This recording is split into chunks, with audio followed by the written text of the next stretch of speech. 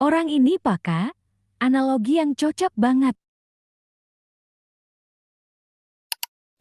Dari pemborosan anggaran. Jadi kalau saya pakai analogi, misalnya saya harus naik mobil nih Mbak sama teman-teman saya 7 hari.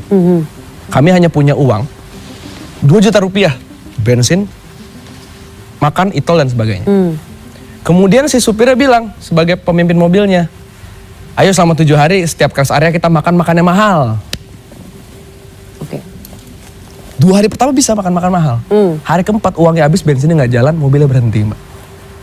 Jadi saya pengen bilang, ini bukan soal kita nggak pengen lagi-lagi ya stunting dihapuskan, tapi kita lagi ngomong soal bentar.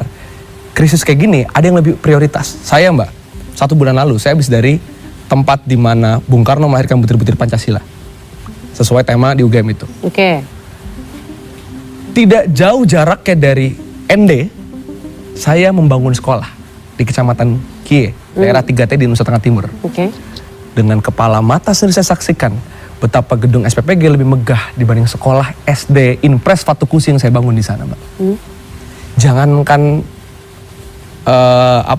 membuat MBG sana, kantinnya nggak ada. Oh berarti di sana masyarakat kelaparan dong? Prioritas utamanya bukan itu. Jadi masyarakat ketika ngomongin soal MBG atau pendidikan itu tuh bukan sesuatu yang harus pilih salah satu. Ini soal prioritas, tar dulu. Sebelum mereka, tapi kan ada yang butuh makan juga, ada, makanya jangan disamaratain. Dan misal tadi, ya kita berharap makanya BGN evaluasi. Gimana kita bisa berharap ada perbaikan MBG kalau BGN dipimpin oleh Nanik? Oke. Udah nggak inkompeten, Atas dasar apa? inkompeten Mbak. Gitu. Inkompeten jelas lah Mbak. Jadi hari ini kita melihat ketidakpercayaan publik itu muncul bukan karena niat. Misalnya Presiden sering mengatakan niat-niat baik. Niat baik itu nggak pernah kita tolak kok Mbak. Pengen korupsi hilang, pengen stunting hilang. Tapi yang kita kritisi adalah, kok niat baik lu nggak sejalan sih sama implementasinya? Niat baik lu memberi untuk menghilangkan stunting, tapi pemimpin BGN aja tidak ada yang kompeten. Event yang baru sekarang juga enggak.